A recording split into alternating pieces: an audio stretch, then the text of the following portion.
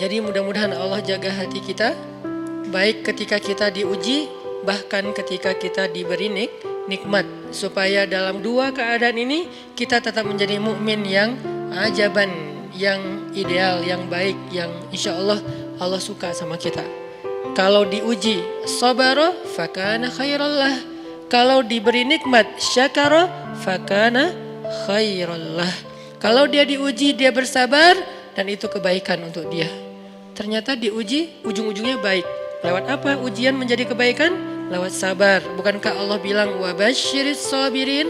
Sampaikan berita gembira kepada orang yang sabar. Ada banyak kebaikan yang Allah sediakan untuk orang yang sabar kalau dia sabar.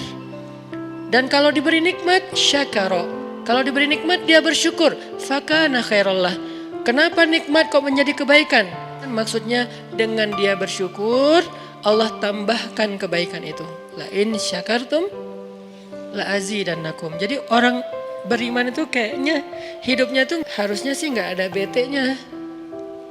Hidupnya tuh nggak ada istilah, aduh hari ini gue kayak rugi banget nih. Nggak ada orang yang beriman rugi. Kan hidup kita tuh di antara dua itu kan. Cuman varian ujian itu aja macam-macam. Varian ujian itu misalnya kalau di surat Al-Baqarah Allah menyebutkan 3 varian ujian kan.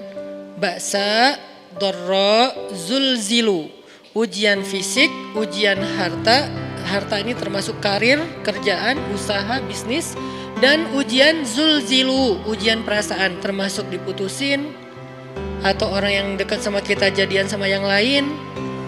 Atau mungkin di unfollow oleh ya gitu deh. Saya kalau udah ngebahas bab ini agak gimana gitu. Jadi 3 varian ini masuk kategori apa? Masuk kategori ujian. Tetap aja 2. Kalau nggak ujian nikmat, antara 2 itu nih.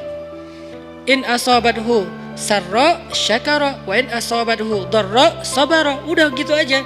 Dan nanti bahkan sampai ayatnya gini.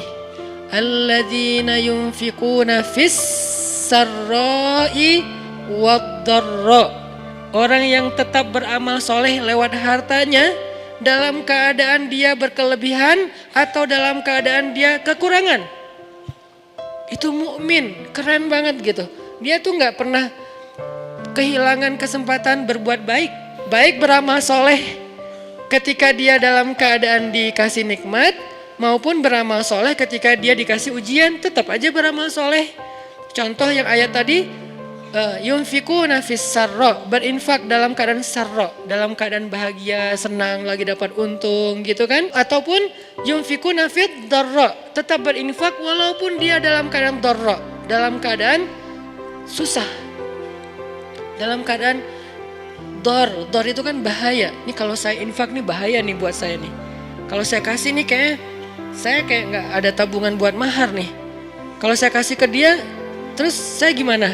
Gitu kan? Ini dor banget nih, bahaya banget nih. Tapi dia tetap berinfak. Siapa yang mencontohkan hal seperti itu?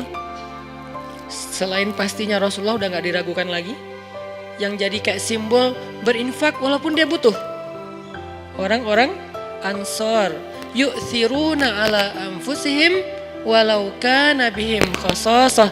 Mereka mendahulukan orang muhajirin atas dirinya sendiri.